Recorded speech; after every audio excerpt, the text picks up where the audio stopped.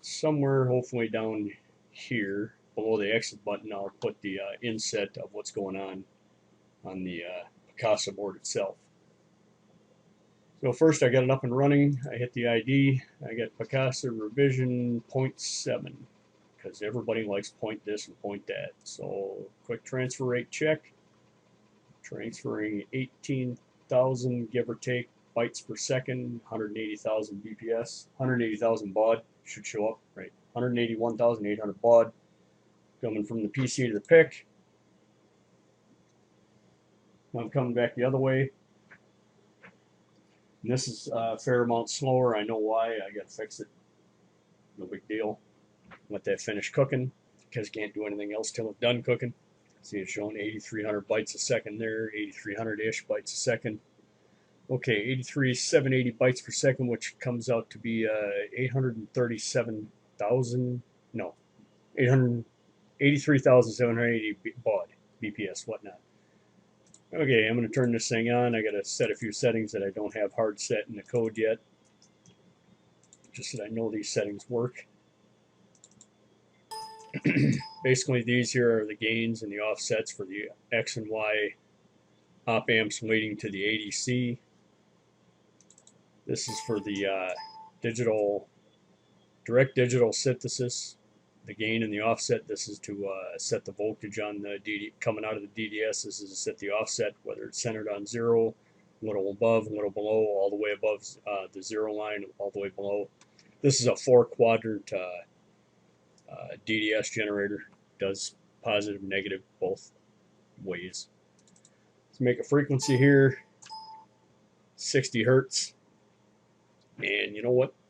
I should fire up the oscilloscope just so I can show that it is doing something here. Plug this in. Then I'll have to swing the camera around. But I got to give it a ground here. Make sure not shorted out.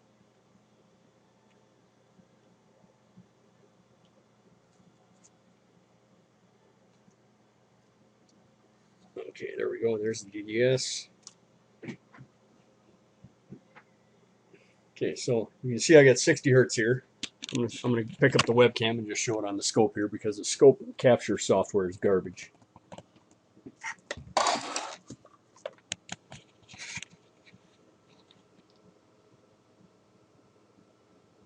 Hopefully we can see that. Okay, you got 60 hertz. And now I'm going to dial it up a ways. It says 89,000 hertz there. And right there it says 89.467 kilohertz. There's our wave. Okay, great. Now I'm going to dial it back down to 60 hertz. There we go.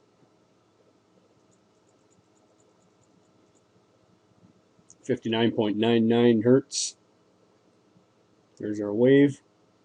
And if you don't believe, there's 59.99. Now I'm going to turn the frequency up manually here.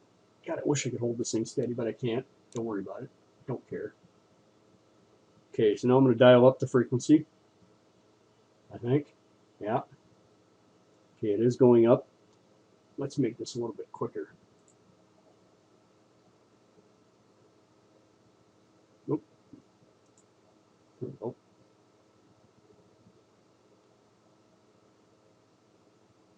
You can see my frequency's going up there, 80 hertz, 90. Let's crank it up fairly quick here. There's 217 hertz. Shows 217 on the screen. I'm gonna take it back down to 60. 60 is a good round number to work with.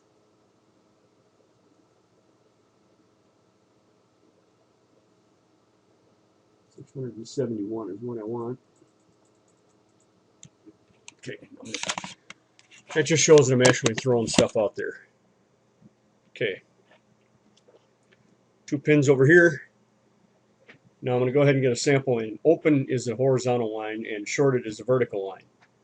So let's go ahead and get 1,024 samples and hopefully this works first try. There it is. Oh, I forgot to turn on my outputs. There we go. Let's clear the screen. Draw a little bit of a grid here. I don't know if you can see it or not, but there's the center line. Okay, there's my open. I'm going to take the red. I don't know if you can see this or not, but I'm going to take the red and the red, and I'm going to short this out. In fact, I'm going to put this on continuous. I'm going to clear the screen and put it on continuous real quick. When I short this out, it'll go to a vertical line. Okay. Whoops. Forgot I was going to go to continuous. Okay, let's go to continuous. There's my continuous. There's my horizontal line showing it's open. And I'm going to put these on here. And there it's showing shorted, straight up and down. Let's clear that off. Here you go, showing straight up and down. Now, that's open, that's short, that's fine and dandy. But what we really want to see is components. So here I got a diode, standard. Let's see if we can zoom in there far enough. Maybe, maybe not. Standard 1N4148, no. No, it's a 1M4004 diode. So plugging this in, and what you should see is a chair. It's clear. It'll show open, and it'll go, and there's your chair. Over on this side is on the negative side. This is where it's all the voltage going through it is negative, so it's not conducting anything. And as the voltage goes positive, the current flowing through it gets higher and higher. Here you go. So if we turn the diode around, we'll show a chair going the other way. I just turned the diode around. There's a chair going the other way because, let me clear it and redraw the grid. On the positive, the current going through a positive, because the diode's backwards, it's not conducting anything. It goes a little more negative, all of a sudden starts conducting. There's your diode. Oh, let's show one more thing, a couple more things here. I'm just going to set this down so I can click easier. Okay, let's clear that off. Up here I can change the resistance. Up here, the source resistance. So we change the source resistance to 8 different settings. And you see the basic picture stays the same. Although the offset as far as how negative the voltage has got to go changes a little bit. But the picture still stays the same. It's a diode. Unmistakably a diode. We'll set it back here to the lowest resistance. Clear the screen quick. A diode. And frequency doesn't matter. Now in this case there's a little bit of capacitance going on here, so you might see a little bit of a circle kick in, but I cranked it up to 89 kilohertz there, 89.5 kilohertz. There's a little bit of a circle, and well, that's all circle now because I don't have enough voltage left over to drive anything. So we crank up the voltage. That's still a diode, because it's got the chair going down here, but now I'm reading a whole lot of capacitance going on here because, again, it's my design here, and it's got to be fixed and whatnot. But this thing wasn't designed to run at 89 kilohertz. So let's just run it up here to 4.5 kilohertz. That's good. That's a good round number. Oh, too much gain. A lot of distortion there once you get too much gain. There you still see a little bit of capacitance right up in here, but not nearly as much. And that might be a function of the diode too, because there is junction capacitance in there too, PN junction capacitance. So, all right, wind this down. Eventually, we're not going to see any of that capacitance. Now I'm going to switch over to a, what do I got here? What is it? Here it is. Is that it? It's a 100 ohm resistor. Okay, 100 ohm resistor. Don't think it really matters if see it or not. Resistor doesn't care about voltage. The lower your voltage, the smaller your signal. The higher your voltage, the larger the signal. And the little tweaks at the end there is distortion because I got too much voltage going on here. It's clipping. So I might just try that then. 150. I still got to characterize this thing all kinds of different ways, but okay. Source resistance, however, does matter. Right now we're on the lowest resistance here. A perfect 45-degree angle would mean that the source resistance is equal to the resistance across this. So once I get up to, I think it's 2, setting number 2 should be pretty much a 45-degree angle. Yeah. There's your 45-degree angle. So if I go to lower resistance, the board resistance is lower than this. Therefore, it's a flatter line. The board is the device being tested is more open than the board. Therefore, the line is flatter. Now, if I go to a higher source resistance, let's just go ahead and go all the way up to 8. Now, let's bring it back down to my 4th resistor here. 4th resistor is 750 ohms, give or take. My tested resistance is more shorted, more vertical than the board's resistance. So you can tell what's going on there.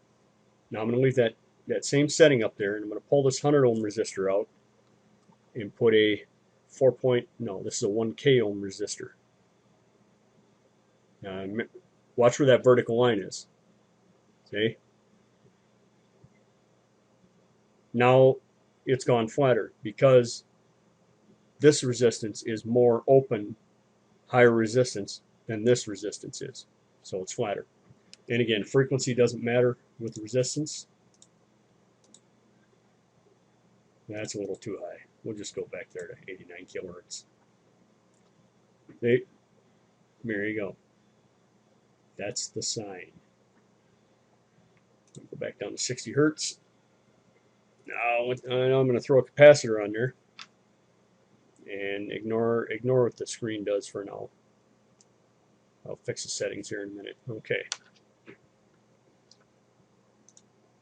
There's your capacitive reading. You're getting a phase shift on it, which is causing it to draw a circle. Now, the neat thing about this is, if you know the source resistance and you know the frequency, you can calculate capacitance. And you calculate capacitance by figuring out where the perfect 90-degree phase shift is. How do you know where the perfect 90-degree phase shift is? You'll get a perfect circle up here, which is why I got the grid. So, capacitance passes AC, blocks DC. So the higher the frequency, the more the capacitor acts like a short. Therefore, when I crank up this frequency a little bit, the circle should get taller and skinnier rather than shorter and fatter. So there you go. See that? It's already at 1800 hertz, 1848 hertz, and it's a pretty good tall signature there. Now I'm going to dial this down until I get to a perfect circle. Until I get to something that looks pretty close to a circle. Now let's let that draw for a minute. Oops, too far.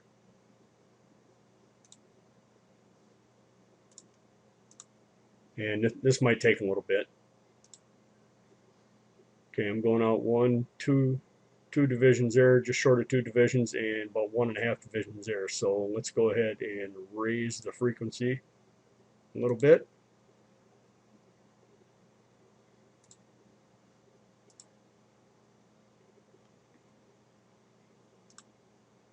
Okay, I'm 2.2 and 3, a little over 2 3/4 there, a little over 2.5 there. So let's go ahead and raise it a little bit more. Right about there. Draw the grid again. 2 3/4 there, almost 2 3/4. Go 1 more here. We'll see what happens. 2 3/4. Okay, that looks like about as good of a circle as I need to get. So, capacitive reactance XC goes 1. I'll put this on a piece of paper in front of the camera here in a sec. 1 over 2 pi FC. Capacitive reactance, XC equals 1 over 2 pi FC. We know XC because that's our source resistance. In this case, it's setting number 4, which is 740 ohms. So 740 ohms equals 1 over 2 pi FC. 2 pi F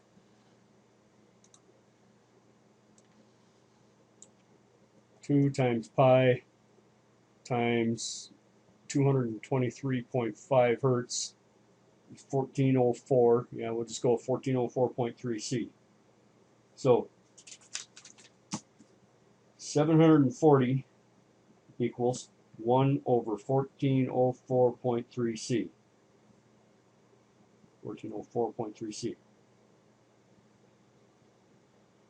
Multiply by 740 to get the factor over the other side there. Invert it. Figure out how many microfarads it is. 1, 2, 3, 1, 2, 3. 0.96 microfarads is what I calculate. 0.96 microfarads. And if I look at this capacitor, it says 105K on it. 105K is a 1 microfarad capacitor, so it was only 0.04 microfarads off.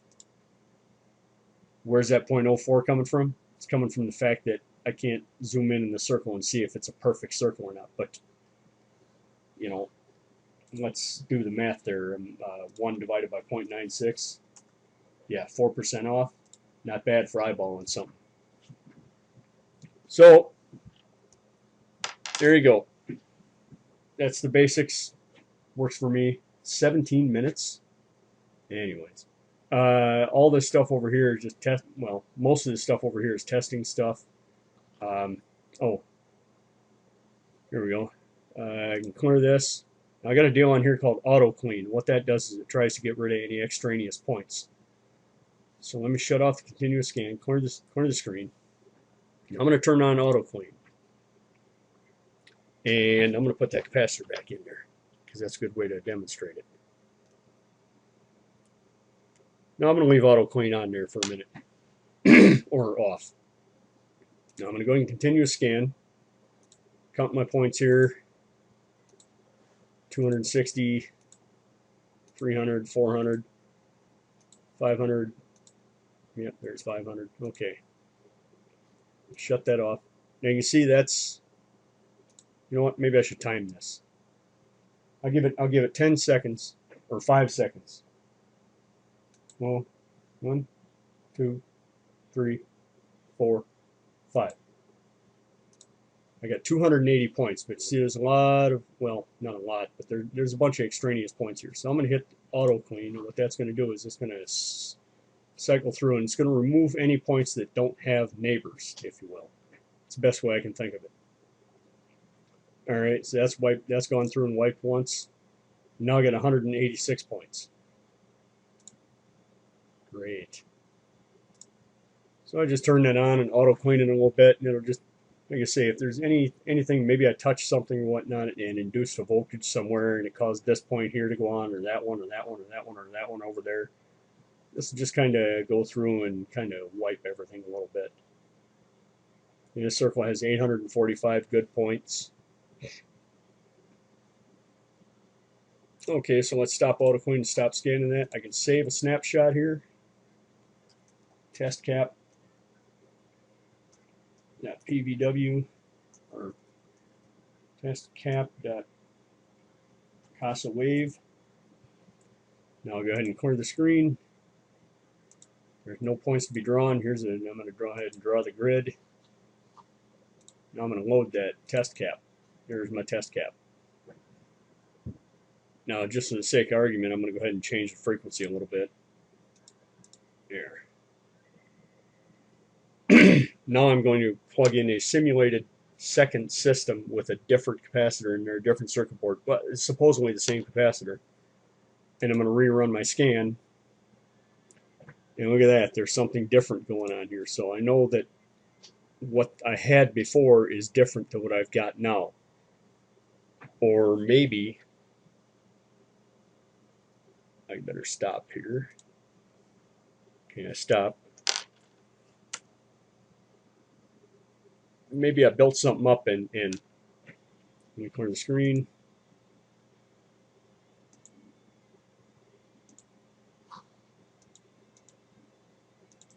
Okay, that's what I had. And now I'm going over to my second board, which I know is, or that's what my good circuit should look like that's on the screen right now. And I go over to my second board and I hit scan. Oh, what the hell's this? Red is what I had, and black is what I got.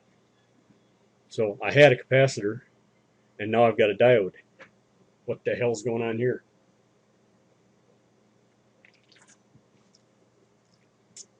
And again, there's all kinds of combinations. If you put a capacitor in parallel, well, let me clear the screen here. I'm just going to go ahead and kind of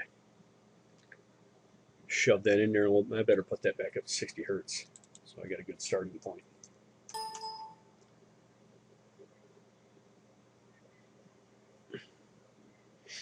It's kind of tough. I should have put this all on a circuit board, a breadboard or something.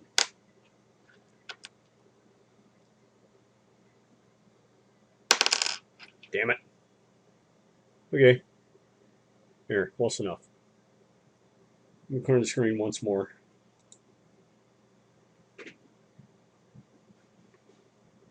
And this ain't making very good contact, of course. Makes me look like more of an idiot than I already am. Okay. Let's just say that's my good circuit, okay? just pretend that's my good circuit. That's a diode. You can tell by the tail with a capacitor on it. Now let's go ahead and blow out the diode. Well, no. It'd be easier to blow out the capacitor and just leave the diode. So I'm going to save this as, let's just save that as test 1, pocasa wave. No, okay, well, then we'll just save it as test 2, pocasa wave. Let's go ahead and shut everything down here. Now that was capacitor with the diode. Now I'm going to go over to the board that I just checked. Pretend anyways. Now let's load that test 2. That's what I want to have. And what do I got? I got a capacitor over in this region, in the plus region. And over here where the diode starts to turn on, I've still got a capacitor. I don't have a diode anymore. So that tells me that whatever diode is in that circuit is blown out. It's not there anymore. It's not modifying this.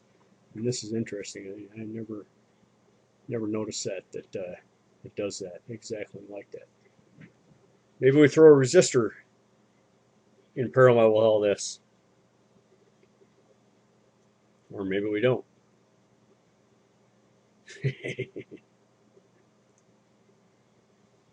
Yeah, close enough. I think you can see the picture there.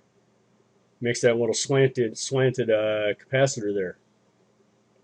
It tells you got a resistance in line with it because the capacitor, which is the elliptical looking thing,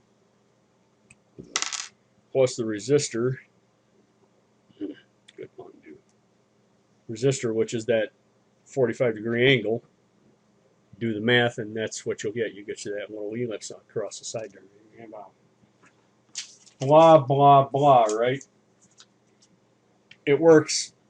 That's all I can say about that. Down here I got a pulse generator. If you're ever shooting a transistor, you can put your, or let's just go with a MOSFET. If you're ever shooting a MOSFET, you can put your drain and your source across the 2 probes there. And I got a pulse generator output that you can set using these down here, and your gain and your offset for your output for triggering your gate. And you can watch it maybe when it's totally off, which is what's going to happen. If your gate is at 0 volts, you're going to get a flat line there. When you turn your gate on, you throw a couple of volts on or whatnot, it's going to go up and down. And if you just happen to pulse it in the linear region, you'll get somewhere in the middle there if you're not saturated. And same thing goes with the transistor. Let me think, what else? Anything else? I haven't I haven't found a use for the using the triangle wave output. Hey, hell, let's just try it right now. See what the capacitor looks like.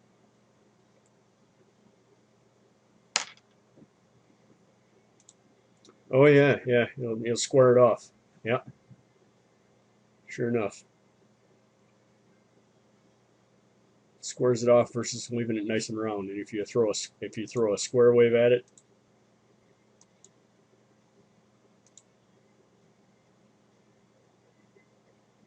well, that doesn't do any good now, does it?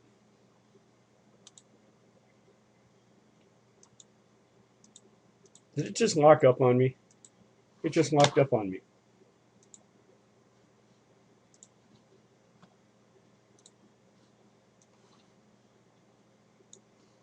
No, never mind. I'm not going to do all that.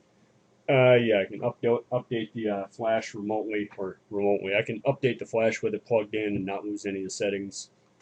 Here I got the channel switches off. I got two 8-pin rows there, 16 channels to work with. I can put the DDS, the ground, on any one of the 16 channels.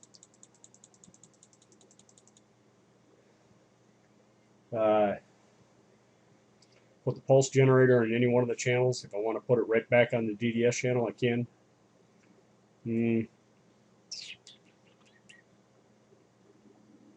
That's about it. And I am out of here.